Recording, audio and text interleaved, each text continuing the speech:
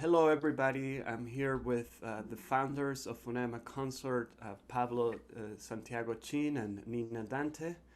Hi, guys. And we have the pleasure to be joined by composer Richard Barrett, all the way from Serbia. Hi, Richard. Thank you so much for being here with us. First, I would like to start with a few catch-up questions.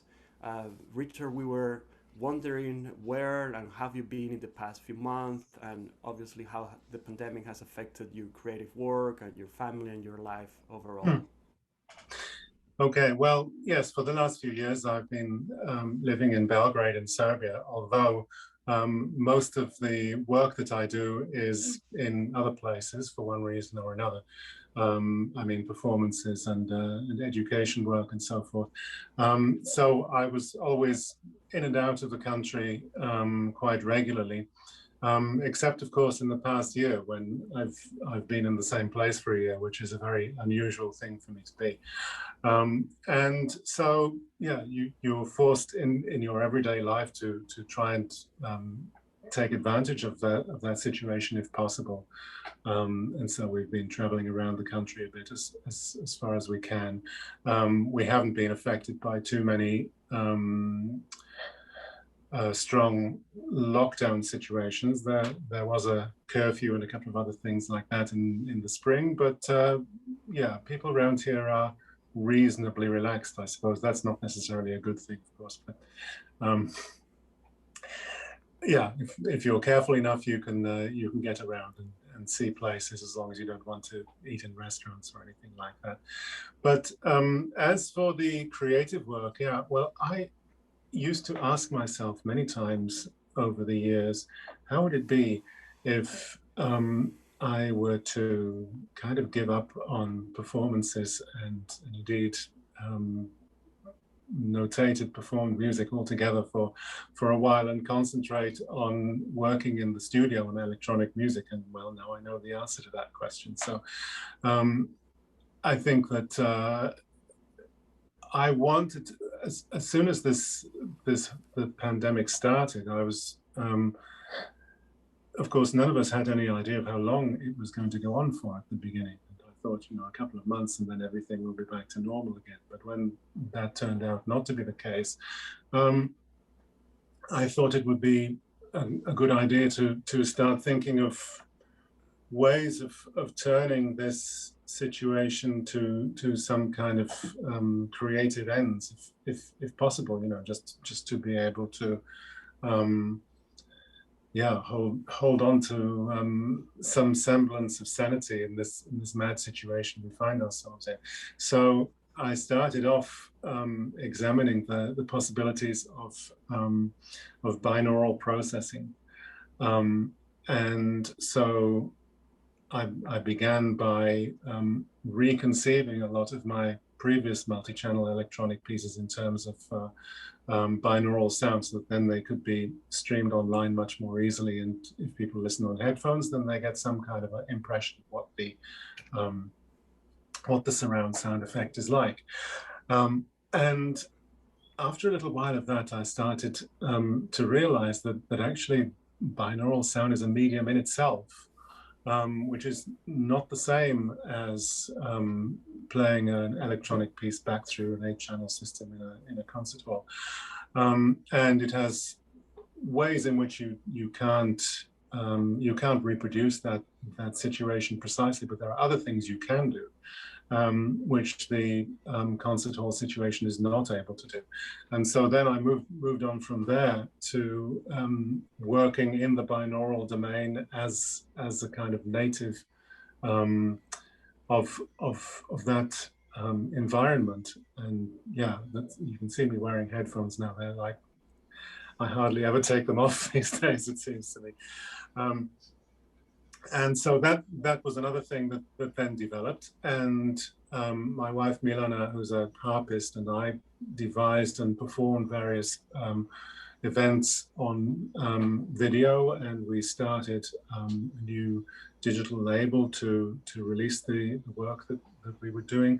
And the last thing that I've been doing is a project which I actually just finished yesterday, which was that I got in touch with a number of improvising musicians that I've worked with over the years on improvisational projects of one sort or another, and I asked them to send me recordings specially made for me to compose fixed media electronic music out of. And so there were 5 of these pieces altogether, which, as I said, I just finished the last one yesterday, and so I'll be bringing those out as soon as I'm happy with how they all go together and what order they come in and all that kind of thing. Because one of the points of that was that, yeah, one realizes in an unusual situation like this what one's priorities actually are. And the idea of staying in this kind of bubble of composing music in the studio for myself, with myself, was not really, what can I say? It seemed necessary to find some way to collaborate with other musicians, because that's really the lifeblood of where my work comes from. And so there was an interesting project with the Eleanor ensemble from Boston, and I got them all to send me recordings of more or less notated material which I'd written for them, and put that together into a composition as well. And this was all a really kind of fascinating experience from a composer's point of view, because there was a certain intimacy about these collaborations, but at the same time they were done at a distance, and not only a distance in space but a distance in time as well, because the recording took place and the recordings would be sent to me, and then I would work my magic, if that's the word, on that material to create finished compositions out of it. And yeah, I hope that's been I hope it can be an interesting experience for the people who hear the music as well. And particularly, I think it's also important to preserve some kind of optimism about what music means to us in a situation like this. And you know, I'm sure we've all had our moments of desperation over the past year, and maybe it's not over yet. But yeah, the music goes on being made by any means necessary, and hopefully it can open out from that before too long. As I hear you speak about the different projects that life has forced you to sort of explore in the past few months, I'm really glad to hear you say that you have lately gravitated toward collaborating with musicians again, and not just being on your own in the studio, because for us at Fonema Concert, performing your piece is a piece that you wrote decades ago, Coïgitum. I would say it was certainly one of the highlights of our collaboration over the years. And I know you were not with us; we performed it in Chicago, but it really was a beautiful text that was such an exciting, visceral, expressive piece that it really brought us together. And I've been a conductor for my concert only for a few years, and I have done a few projects, and I have to say it was definitely one of the most exciting and gratifying pieces to do. So with that in mind, could you please tell us what was the impetus behind Coïgitum, and tell our audience a little bit about the concept? Thanks for all that. And you know, it was so long ago that actually before Fonema Consort came along, I'd more or less forgotten about it, you know, because it hadn't been performed for quite a few years. And then, yeah, I'll come on to your question in a moment, but there was something very visceral about the experience for me as well, because it wasn't just a question of remembering what I had done all those years ago, but also because, you know, you people brought it to life again. It made a little bit more clear to me than maybe it had been previously what have been the constant factors in the work as it's developed over the years. And and in particular, I wanted to kind of test myself against my 25-year-old self and ask myself, you know, have I become old and tired in the meantime, or is what I'm doing now just as what's the word, intense in that sort of way as it used to be? And so, yeah, well, I guess it's not for me to answer that question, but I came out of it with a positive and optimistic feeling. Anyway, going back to the 1980s. So the title comes from a painting by Roberto Matta, the Chilean painter, and it's the first of a series of 5 pieces, which are all entitled after his paintings. The last one was actually finished only 5 years ago. So from beginning to end, this series has taken 30 years, and that maybe says something about the importance that Matta's work has for me in terms of focusing ideas about form and color and perspective and expression. And I guess I realized when I started work on it that it was going to be an important point in my evolution, if we can call it that.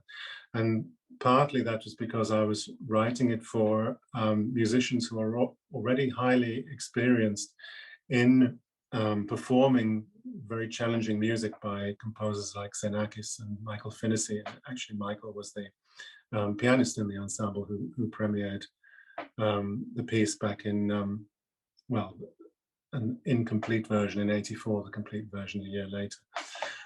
So I saw this as an opportunity also to explore that kind of intense and speculative way of looking at voice and instruments that I had experienced in the work of those composers in particular, and the way that performing that music can create such a feeling of energy and like an entire cosmos of sound is sort of concentrated in that small group of players, even without any amplification or electronics or anything like that. So that really then made a connection with the paintings, because those paintings also seem to be a kind of whole cosmos in themselves. And so one thing that's often clear from Matta's paintings is that each one has a kind of background color which acts like a sort of leitmotif, and sometimes you can see it through the foreground. Sometimes it's almost submerged in this foreground activity, and that was the idea for writing something where the voice and the instruments would relate together almost in the opposite way that they normally do in vocal music. And of course, the effect that has of having the voice as this sort of cosmic background radiation, so to speak, is that the ear of the listener is drawn into the texture of sound, because as soon as we hear a voice, we want to hear who is that and what are they saying and what does it mean. And so, yeah, it was a way of somehow creating this vortex of instrumental sound, and at the center of it, something which you had to listen very carefully to hear, which was the voice. Of course, it comes to the surface from time to time, as you know. And then, yeah, and then the piano, on the other hand, is spreading itself like at the speed of light throughout this entire little universe. And then, if I'm going to continue that metaphor, it sort of vanishes into a black hole at the end, where all the notes are gradually erased from the piano part, and it ends up in silence. So yeah, those are a few ideas that I remember being in my mind at the time. But it was actually something that, because it had this particular kind of turning point, particular kind of turning point quality for me. It took something like 2 years from beginning to end to compose, because I found myself having to redefine my thoughts about music at every step in the process of composing it. And so from that point of view, it acts like a kind of kernel from which maybe everything that I've written since then has grown or has unfolded. And of course, it wasn't that everything was contained within that, but it had the kind of seeds of the development, which I would like to think is still going on now. Thank you. That's really great, and I think Pablo's going to ask the next question. Yeah, thank you, David. So it's so fascinating to hear you talk about this piece, because it was such a long journey since we thought about. I mean, for me especially, because and I remember, for example, Aaron Cassidy, who was my teacher at Northwestern, being so excited about this piece being programmed by us, because he was the one who ordered a lot of your pieces to be bought by the library at Northwestern. And that said, like as a parenthesis, it's something that unites us, Nina, David, and I, is that we all worked at the music library at Northwestern University, like at the infancy of Fonema. And it was so common, to like put back in the shelves scores by you. And Coïgitum was one of those that called my attention, and especially when we look for vocal music, so it's like the entire history just of programming the piece, with Aaron Cassidy never expecting that this was going to be performed in Chicago, and then somehow it happened. Also, your piece was the one that brought our current pianist to the group, and it was a very happy thing to happen for us because he's fantastic. Well, I hope it was happy for the pianist as well. Yeah, I wish he was here to ask you some questions about the erasure of the notes at the end of the piece. But my question for you was like, I mean, it is related to Coïgitum, but more like in general terms about your music, because you're known for doing improvisation a lot, for investing a lot in improvisation, for also doing a lot with electronics.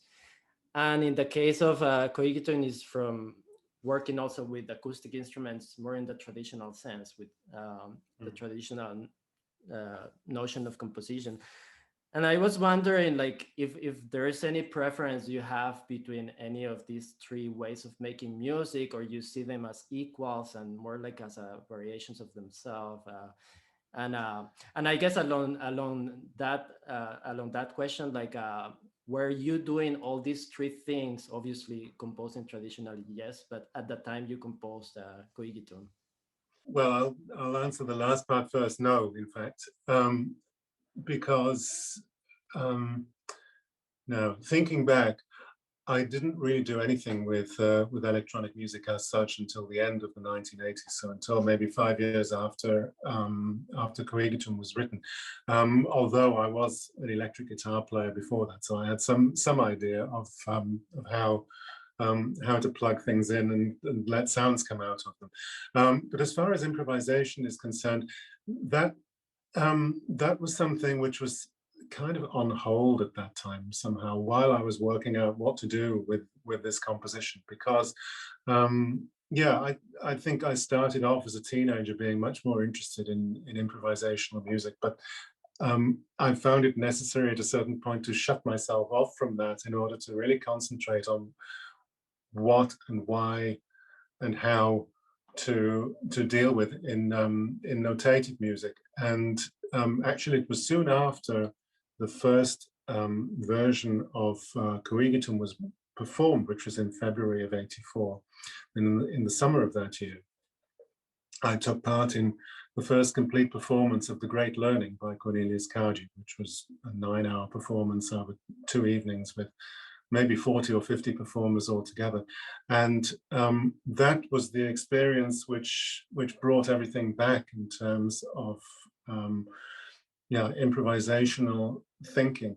And in the meantime, yeah, first of all, there were these various kinds of parallel developments going on, but maybe something like 19 or 20 years ago,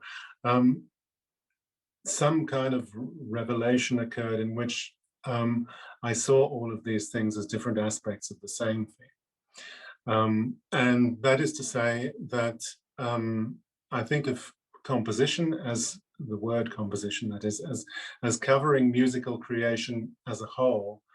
And then something like notation or improvisation or studio work as embodying different approaches or different methods to musical creation. Of course, it's never a situation where these things are completely separate from one another. There's no such thing as pure improvisation. There's no such thing either as purely deterministic composition, which has no spontaneity in it at all. Maybe there is, but it's not something that interests me. And so what I realized at that point was that one of my priorities, without quite knowing it, had been to use systematic methods of composition as a way of creating a space within which I could act freely. And if we go back to Coïgitum, this aspect was already present then, I think. That I remember when I was writing it, in many ways it's composed in a very systematic and deterministic way, which was so incredibly time consuming that I would never do anything like that again. But as the process went on, and particularly the central part, starting with C1 for those who know the score, which was written after the rest. This is like a kind of collage of different musical elements which relate more or less tangentially to one another. But there was already a feeling then of using the systematic framework to act and react spontaneously to a particular set of parameters or what have you. And that aspect has become much more conscious in the time since then, or especially in the time since 2002 or so, when I realized that's what I'd been doing. And now I think to myself, okay, that is why I am involved in all the algorithmic systematic stuff that I do. It's in order to produce, to create a space within which I can act freely, and I can act almost as an improviser on the instrument which I've created by means of all the parametric organization of materials in the music. So looking at it and using that space to make spontaneous actions and reactions. And so this was very much in my mind just in the last weeks when I've been working on these electronic pieces based on other people's improvisations, that I tried to work out processes of composition in the studio which would enable me to work as quickly as possible. Not because I had a deadline, because nobody has deadlines at the moment, but because in that way I could harness this spontaneity, which I think is one of the most expressive things that one can do as a musician, and not only in composition either, but in terms of performance as well, and not necessarily even in performances that involve improvisation with a capital I, but to put across the idea to an audience that the music is being created in front of them rather than being read off a page. Very many things that I think about in composition are trying to bring about that possibility, if that makes sense. Oh, that makes perfect sense. And then before you joined us, we were talking about the tension. I mean, in Coïgitum, the score is so precisely notated and it's so complex that, and I hope I'm not, like spoiling the secret, but there are elements of it that are not humanly possible to perform with the precision that the notation expresses on the page. So spontaneity and improvisation even are a part of it. So whether conscious or not, we were, I mean, our performers tried for months learning every part and performing as precisely as possible, but there were elements of it that we just had to. And then at a certain point, you have to let go and let it happen. You know? Exactly, and that was magical about it. Yeah. You know, it was an important thing to go through that process, but I think that there is a limit to which one can take that particular approach to the relationship between notation and sound, because actually, what a piece like that does is that somehow the music, in a sense, comes into being almost despite the notation. It has its intensity and its expressive power, despite the fact that it seems to be this extremely intricate framework of precise notation. And of course, there was something quite clear in sound that I was trying to access using those means.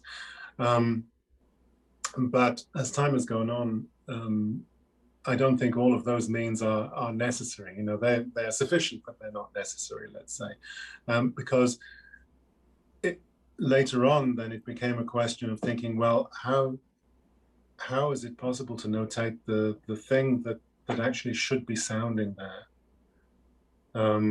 rather than the notation as some kind of prism through which the music has to pass and get kind of distorted along the way. I remember in this context, a long time before the piece was written, in fact, I was listening to a piece of Xenakis on the radio as a teenager, and there were some things that were going on in this piece with the way that the woodwind instruments were playing that I found absolutely fascinating. And I looked at the score to find out how these things are written down, and they were just glissandi. So in the act of getting from this pitch to this pitch, the oboe player had to do some weird kind of stuff with their fingers and lips, which produced an entirely magical result. And then eventually, of course, I thought to myself, well, I want to notate that. I don't want to notate something that leads to that but might not, but might lead somewhere else. But actually that kind of magical instability of sound. So yeah, that's something which has changed in the music since that was written, and that's in a way one reason why I wanted to compare, as I was saying earlier, compare what I do now to what I was doing then, and thinking, you know, I wouldn't write things down now in the way that I did then. But that does that mean I've sort of compromised in some way? But I think the answer is no, actually. I think there are more precise ways of getting to that same point, or getting to a related point. And by more precise, I don't necessarily mean more precise in terms of notation, although to a certain extent that's true, but more precise in terms of getting beneath these dense thickets of notes that you have in a piece like Coïgitum, and using the notation to access the sound more directly. Great. And Nina is going to ask our next question.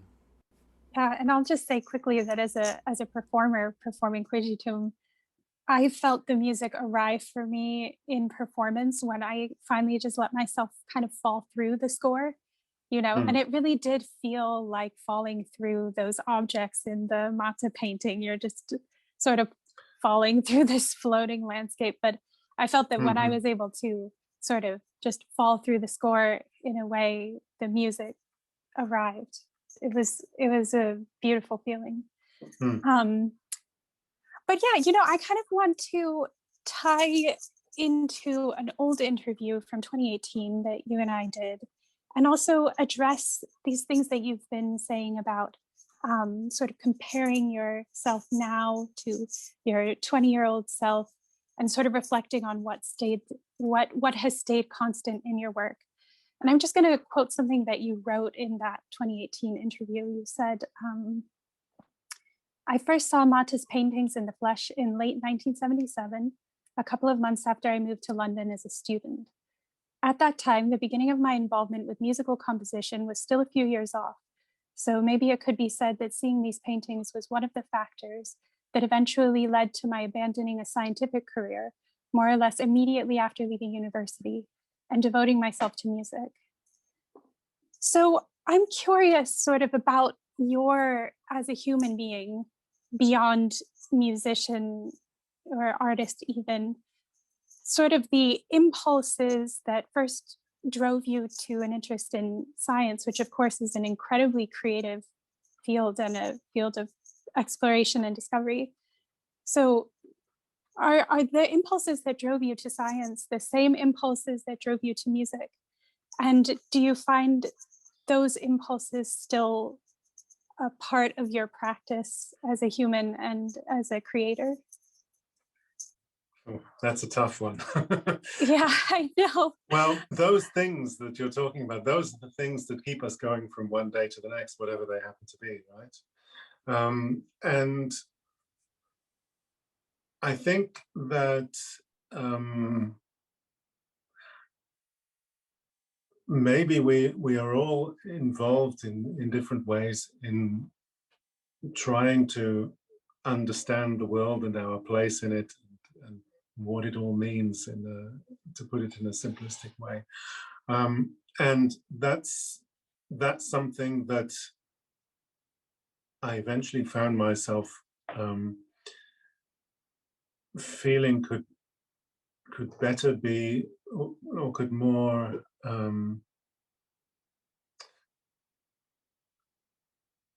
could better be done through musical composition than through anything else. Not that I sort of changed direction or let go of anything in that regard, but I think the point was not the priority was not just to attempt to understand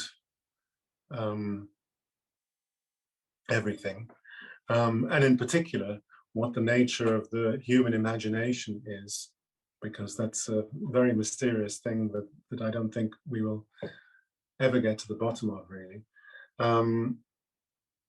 But nevertheless, it's not like we're getting closer to something, but we are moving through this medium somehow, trying to understand what the imagination is and what it's for. It's not just trying to understand things, though, but it's actually also trying to share whatever one happens to have found of that understanding. And it's something that consists not just of facts and theories, but also it consists of poetry and an emotional response as well. And that's something which the professional scientist might have difficulty in really communicating. You know, what is the emotional response to discovering something, or finding patterns in things. And so, yeah, it seems to me sometimes that the business of philosophy, as it used to be, is, for me, it's something that now exists primarily either in artistic creation or in hard science, so to speak. That's what philosophy is, and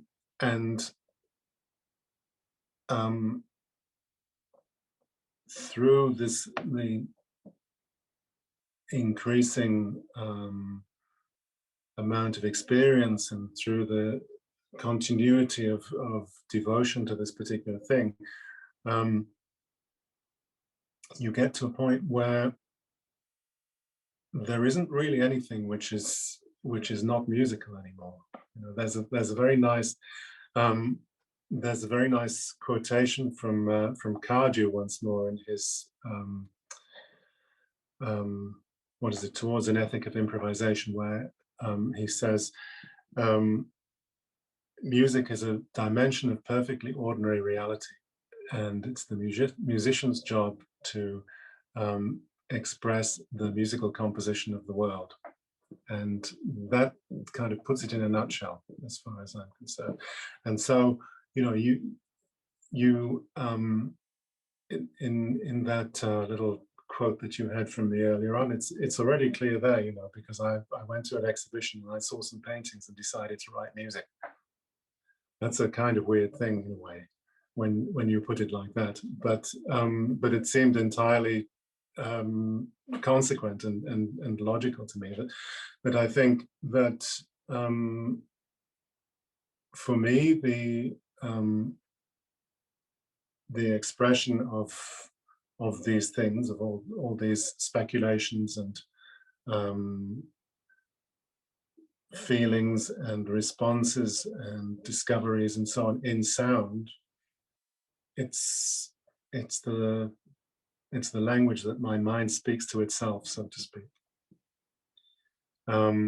And so the point then is to find ways of externalizing that and to make it something that communicates, to make it something that other people can find resonances to within themselves. Just as in my earlier life, I found resonances in the music that had the strongest effect on me. I don't know if that answers your question. It's kind of going round and about in a rather twisted pathway to get to it. That was beautiful. That was beautiful. And I love what you said about getting to a point where everything is musical. Nothing is outside of that. And that the world, music itself is an expression of the world, which of course is true. It's so true. So thank you for the reminder. Well, some might say it's an overly optimistic view of things, but yeah, I guess underneath it all is a belief that humanity is actually able to face and address whatever problems it creates for itself or are created for it. So yeah, let's hope that's true in this particular case as well. Well, thank you. I agree. It's beautifully put and somewhat medieval as well in its philosophical implications, but we won't go that way. I think Pablo is going to ask our last question for today. Yeah, so I think for our last question, well, you have mentioned Xenakis quite a few times during the interview, and I already knew, if I'm right on this, that you were like a fan of Xenakis. And I'm wondering, like more from a composer point of view, like thinking about Coïgitum, like on your youth and where you are at now, like it's so that that young age is, we're like sponges. It's like we are like so passionate about all these new composers or artists that we hear. And I feel like, as the years pass, that starts to change, maybe because we are slowly finding our language, our voice, and start maybe pushing those influences aside.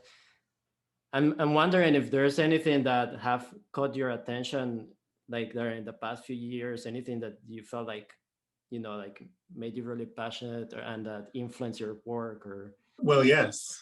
I don't necessarily want to give precise instances, though, because as soon as I start talking about something, I'm going to watch this interview back later on and think, yes, but I forgot this person or I forgot that person.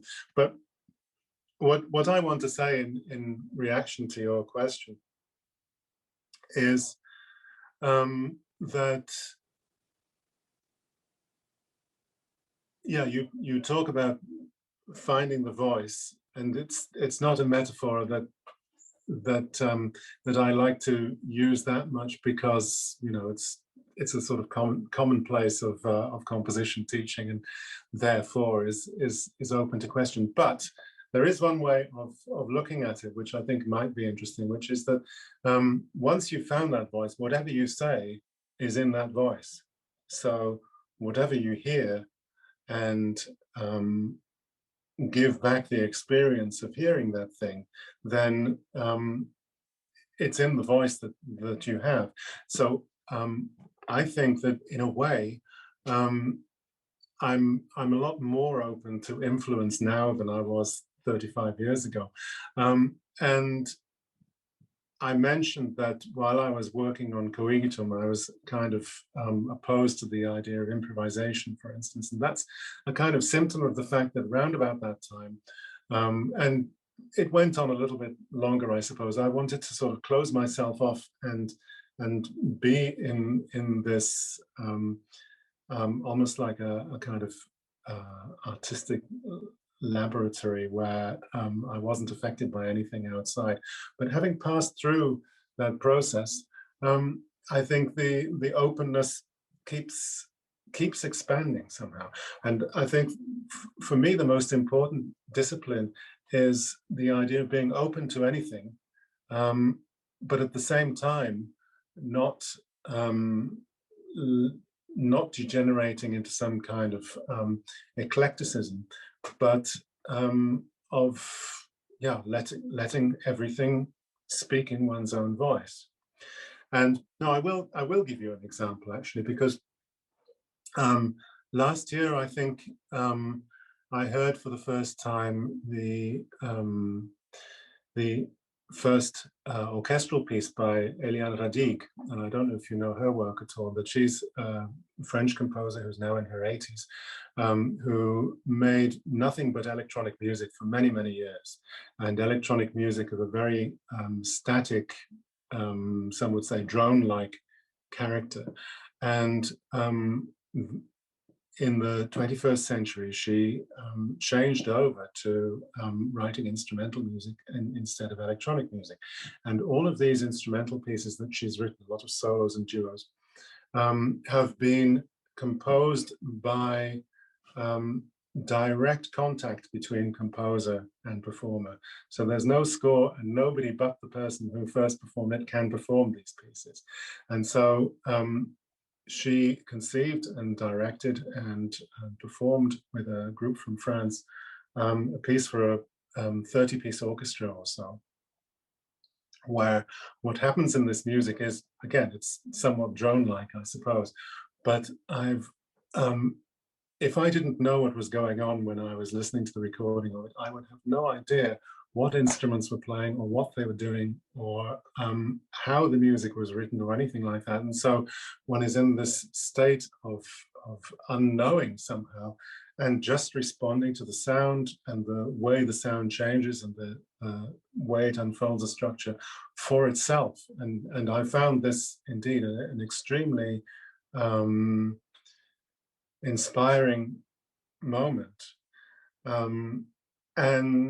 And then, there's the fact that it was composed by a composer in her 80s. And I, of course, then think to myself, well, 20-something years from now, I hope I'm still discovering new things in that sort of way. So it's inspiring in that sort of way as well. But, at the same time, another great source of inspiration is the students that I work with. Because very often, in taking a composition student through some kind of issue that they're dealing with in their own composition, I have to a certain extent, put myself in the frame of mind of that composer, and that very often creates insights that I wouldn't have had in any other circumstances. It's a very valuable experience. I mean, I hope it is for the student as well. But I'm not just sort of a parasite on my students, but that I think if one goes into it with that kind of attitude of what we're doing here is we're sharing ideas and we're sharing problem-solving ideas, then that's the best possible way of doing it. Because if as a teacher I'm being inspired by my experience of students, then I would hope that that means I do a better job than if I were just going through the motions. Well, and that makes perfect sense. And it was very inspiring for us to sort of share ideas with the 25-year-old version of Richard Barrett. Well, he's still inside here somewhere. Well, and we look forward. Maybe his hair was a different color. That's the main thing. You can always dye it again. And then we can hopefully make you commit here in video that you'll sooner or later we'll be able to commission a piece from you to write for Fonema. We'll be thrilled to perform hopefully it's on its way. Yeah, working on it. Looking forward to that. Yes, well, thanks very much. It's been great talking to you. Okay, thank you all for everyone. joining us. Thank you, Richard. Yeah. Thank you. And now let's hear the Fonema Consort performance of Coïgitum. Enjoy, everybody, and thank you for tuning in.